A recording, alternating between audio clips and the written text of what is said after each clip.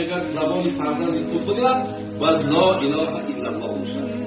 زبانش گشاده می شود و تعلیمش کنی بچه هم بگو لا اله الا الله.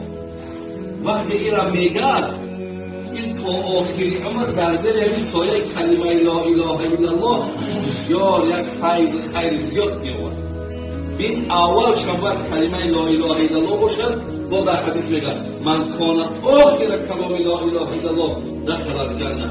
کسی با این دنیا همون وقتی آخر لحظه‌اش هست همین قبیله که لا اله الا الله همین خطی نفس بوچی پیامبر گفت همین کلمه جنت میبرش.